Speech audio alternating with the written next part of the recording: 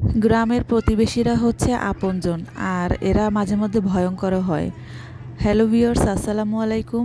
আশা করছি সবাই খুব ভালো আছেন। নতুন একটা সকালে আপনাদের সবাইকে আমন্ত্রণ জানিয়ে শুরু করছি। তো আমার হাজব্যান্ড বিদেশ থাকে, তো বিদেশ থাকা অবস্থায় আমাদের অবশ্যই বাজারঘাট করে খাওয়া লাগে।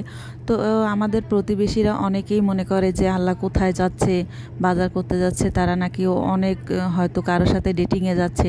তো এই ধরনের মন্তব্য তারা অহরহ করেই থাকে। অনেকে এসে বলে আমাদের কাছে কেন বাজারঘাট করতে দাও না, তোমরা কেন যাও, আমরাও তো করতে পারি। তো হ্যাঁ হ্যাঁ, তারাও করতে পারে, আমরা অনেক কাছেও দিতে পারি বাজার করতে, যেহেতু আমাদের ঘরে কোনো পুরুষ লোক নাই।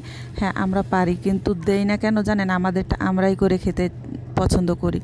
কারণ একটা সময় আছে যাদের উপর আমরা নির্ভরশীল হয়ে পড়ব, তারাই একসময় দেখবেন আপনাকে বিপদে ফেলার বা আমাদেরকে বিপদে ফেলার অনেক ধরনের চেষ্টা করতেছে।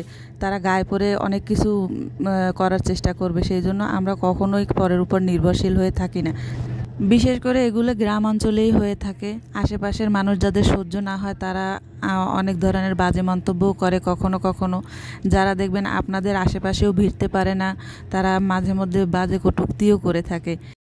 আমার তো বাজার করে খাওয়াই লাগবে, কারণ হাজব্যান্ড যখন বাইরে থাকে তখন অবশ্যই ব্যাংকে টাকা পাঠাবে। তো আমার কথা হচ্ছে গিয়ে যে যখন ব্যাংকে টাকাই পাঠাবে, আমি কি প্রতিবেশীকে দিয়ে তখন সে টাকাটা উঠাবো, নাকি সেটা উঠানো কখনো সম্ভব? তো আমার হাজব্যান্ডের যখন কোনো অসুবিধা হয় না, তখন আশেপাশের মানুষের দেখবেন কত ধরনের অসুবিধার কোনো শেষ নেই। আন্তর্জাতিক মানের কূটনৈতিকবিদ যদি থেকে থাকে, তা সবসময় দেখবেন গ্রামে এরা আছে। তো এরা সবসময় এই ধরনের আলোচনা খুঁজে আর আলোচনা করেই বেড়ায়। এরা আজগুবি জাজগুবি আলোচনা করতে খুব পছন্দ করে।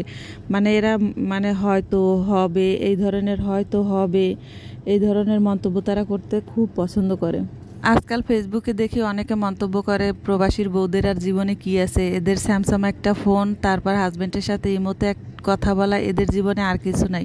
হ্যাঁ, যারা চাকরিজীবী তাদের জীবনে হয়তো অনেক কিছু থাকতে পারে, কিন্তু তাদের এত সুন্দর একটা সংসার হতে পারে না, কখনো হয় না। তাদের ছেলে মেয়ে দেখবেন ছন্নছাড়া হয়ে অন্যের কাছে লালন পালন হচ্ছে, কিন্তু দিন শেষে তারা যখন বড় হয়, সেই বাচ্চারা যখন বড় হয়, তখন দেখবেন সেই মা বাবাকে কোনো মূল্য দিচ্ছে না, আর নানানভাবে তারা নষ্ট হচ্ছে। যাদের মা চাকরি করে, মা যদি ঘরে না থাকে, সেই সন্তানরা কখনোই, আমি মনে করি না সব সন্তানরা এক না, সবাই একরকমের হয়ও না, কিন্তু অধিকাংশই দেখছি যাদের মা চাকরি করে, তাদের দেখেছি যে কি অবস্থা, তাদের ছেলে মেয়েদের বাচ্চাদের কি খায় না না খায়, বা নষ্ট হচ্ছে, বা অন্য অন্য বাজে ছেলেদের সাথে মিশতেছে, কেউ কিছু এদের খেয়াল রাখতে পারে না। তো আল্লাহ হাফেজ, সবাই ভালো থাকবেন, সুস্থ থাকবেন।